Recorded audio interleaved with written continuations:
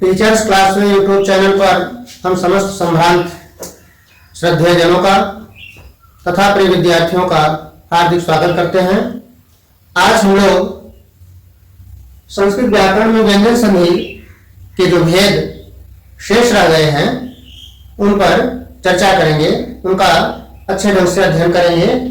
तो जो इसके पूर्व भाग में हम आपको बता चुके हैं, उसके बाद आज हम व्यंजन संधि में चार प्रसंग के विषय में वर्णन करेंगे।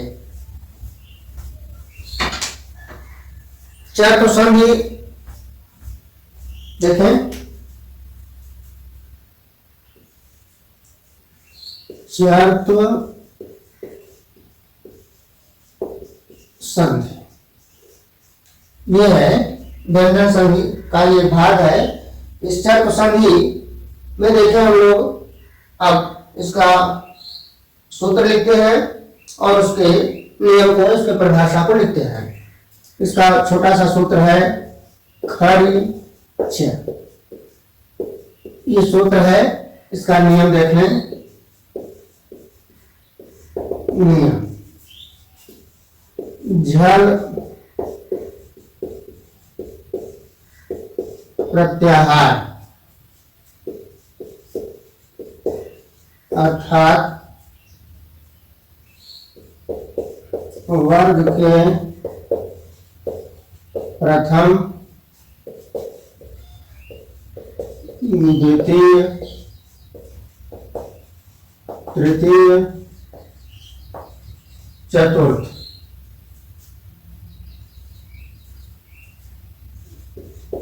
वर्ण के पश्चात, वर्ण के पश्चात खड़ प्रत्याहार अर्थात वर्ग के प्रथम या द्वितीय अथवा श ख स के आने पर, स के आने पर अपने वर्ग का प्रथम वर्ण, अपने वर्ग का प्रथम वर्ण अर्थात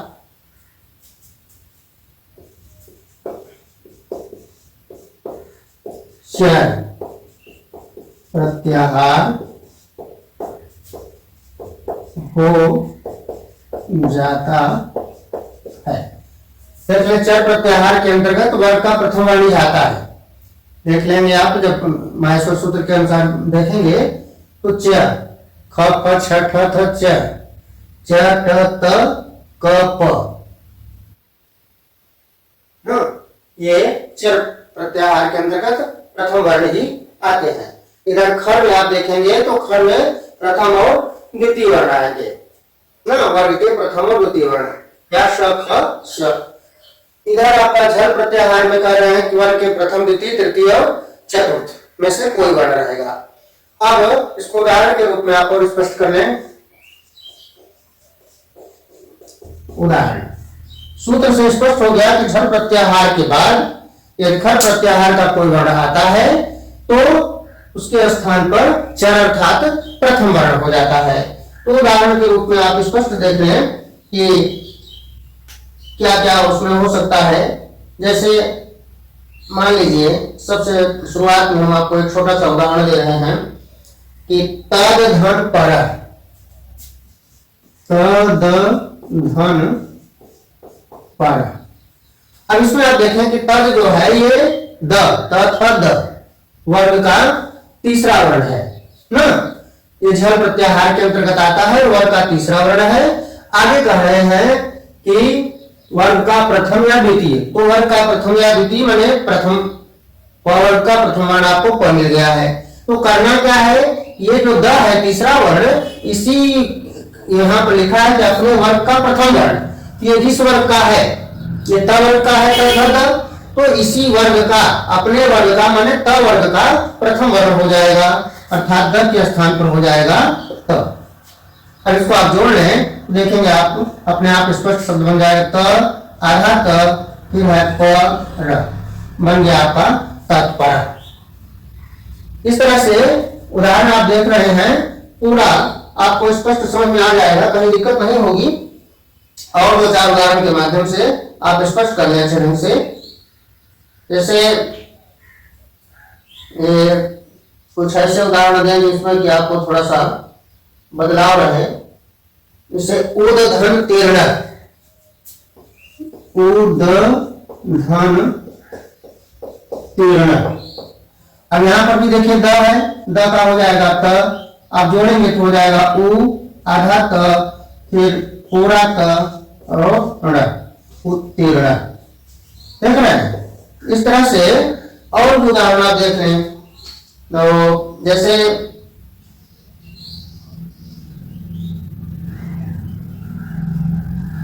युयुध धन सा,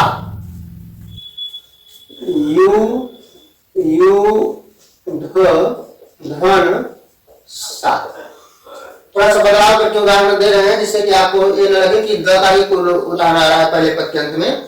युयुध ध जो है देखिए त थ द ध, तो ये भी त थ द ध माने त वर्ग के अंतर्गत ही है, चौथा वर्ण है, चौथा वर्ण आपको संकेत किया गया है, धन के अंतर्गत है।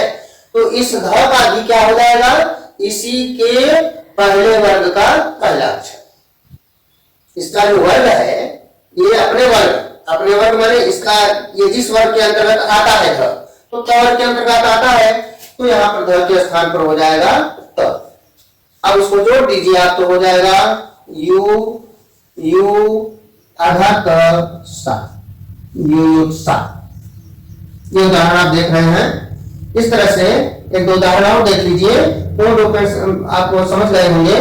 केवल इसमें बात इतना ही है कि पहले पद के अंत में वर्ग का पहला, दूसरा, तीसरा या चौथा वर्ण में से कोई वर्ण आए, उसके बाद वाले में वर्ग का पहला या दूसरा वर्ण आए, तो करना क्या है, पहले वाले पद के अंत में जो वर्ण है उसी वर्ग का पहला अक्षर आपको लिख देना है। यही इसमें मुख्य रूप से आपको समझना है। ये खरिच्य, इस सूत्र के अनुसार यही है। खर प्रत्याहार, ये मुख्य इसका खर, तो खर प्रत्याहार के अंतर्गत कौन कौन से वर्ण आते हैं आपको हमने संकेत कर दिया है। एक दो उदाहरण और देख लें।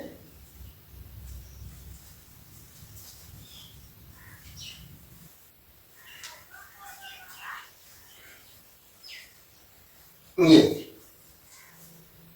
जैसे मान लीजिए उन्होंने एक उदाहरण दे दिया, तद धन कार्यम,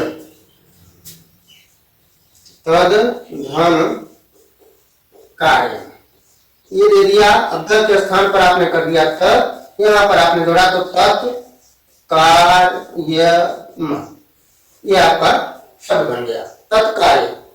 इसी तरह से और उदाहरण बात दो कर करके उसके बाद हम बात करते हैं। जैसे दीर्घ धन पालक, दीर्घ धन पालक, ये आया। अब यहां पर देखिए ग देखिए किस वर्ग में है, क ख ग क वर्ग में है, तो अपने वर्ग का पहला वर्ण अर्थात क वर्ग का पहला वर्ण आप लेंगे तो यहां पर हो जाएगा क। अब आप जोड़ दिए, देखिए क्या हो जाएगा, दी आधा क पा ल, दीपालक। इस तरह से आप देख रहे हैं कि स्पष्ट आपका पूर्ण रूप में हो गया, इसमें किसी प्रकार की कोई असुविधा आपको नहीं होगी। ऐसे एक आध उदाहरण और आपको हम संकेत कर दे रहे हैं, उसके बाद अगले सूत्र पर हम चलते हैं। जैसे मान लीजिए कि एक उदाहरण हमको और मिल गया, वो है लाभ धन स्यते, लाभ धन स्यते। अब यहां देखिए लव जो है ये प वर्ग में है, प फ ब भ, प वर्ग में है, तो इसका प वर्ग का पहला अक्षर होता है फ।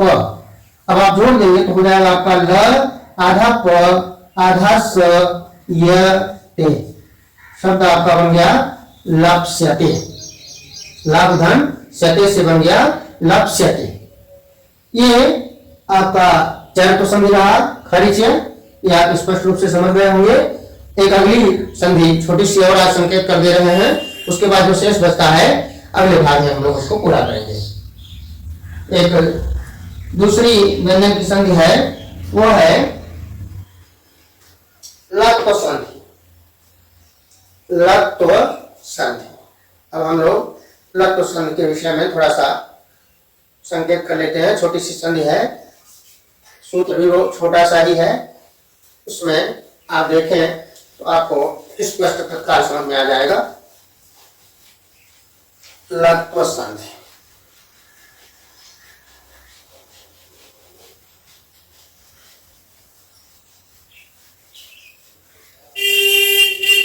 व्यंजन संधियों में विशेष रूप से ध्यान देना पड़ता है कि किस वर्ग के बाद क्या परिवर्तन हो रहा है। यही जब हमको ध्यान रहेगा, स्पष्ट रूप से याद रहेगा, तो हमको परिवर्तन करने में कोई दिक्कत नहीं होगी और जो भी पद बनेगा वो शुद्धता के साथ बन जाएगा आपका। अब देखें, ये है आपका लत्व संधि। ल आधा त व, लत्व संधि। लत्व संधि का छोटा सा सूत्र है तोरली। तोरली, तोरली यह सूत्र है। अब इसका नियम, त वर्ग के बाद, त वर्ग के बाद, देखिए त वर्ग के बाद, त वर्ग समझ ही रहे हैं कि त वर्ग के अंदर में कौन कौन सा आता है। तो त वर्ग के बाद ल वर्ण आने पर, त वर्ग के बाद ल, केवल ल संकेत है, ल वर्ण के आने पर, त वर्ग के बाद ल वर्ण के आने पर क्या होता है, त वर्ग का ल हो जाता है। त वर्ग का ल हो जाता है। एक छोटा सा सूत्र है, उदाहरण अभी हम लोग देखेंगे तो एकदम स्पष्ट हो जाएगा। सरल स्थिति है, कह रहा है कि त वर्ग के बाद ल वर्ण के आने पर, मैंने पहले पद के अंत में त वर्ग का कोई वर्ण रहेगा और उसके बाद वाले में केवल ल, स्पष्ट कर दिया है कि केवल ल वर्ण रहेगा दूसरे वाले में, तो त वर्ग के स्थान पर ल हो जाएगा। यही आपका सूत्र कह रहा है। तो ये जो ल होगा, इसमें देखिए कि एक उदाहरण हम देखें, ये उदाहरण के रूप में क्या है, जैसे है तत् धन लय, लिख रहे हैं तत् धन लय। सूत्र आपका कह रहा है त वर्ग के बाद ल, तो त वर्ग का त आ गया है, उसके बाद ल कह रहे हैं, ल भी आ गया है, तो होना क्या है, त वर्ग का ल हो जाता है, अर्थात इस त के स्थान पर ये ल हो जाएगा। अब जोड़ लीजिए, देखिए आपका शब्द बन जाएगा त, ये आधा ल, फिर पूरा ल और उसके बाद यह बन गया आपका तलय। ठीक है ना। तो ऐसे उदाहरण और देख लें, जैसे मान लीजिए मिल गया इसमें तत् धन लीला, एतत् धन लीला, उद धन लिखितम, जैसे उद धन लिखितम, ये मिल गया। द देखिए त थ द, द जो है वो त वर्ग का ही तीसरा वर्ण है, लेकिन होना क्या है, होना है उस त वर्ग के स्थान पर ल। अब और कोई परिवर्तन नहीं करना है आपको, केवल द के स्थान पर कर देना है ल। अब इसको आप जोड़ दें तो बन जाएगा उ, अब आधा ल है, उधर फिर ली है, तो ये उल्ली ही तम, ये देख रहे हैं। इसी तरह जैसे तत् धन लीला है, यहाँ पर त के स्थान पर भी ल हो जाएगा, तो आपका बन जाएगा त आधा ल, फिर बड़ी की मात्रा ल में और लीला, तल लीला।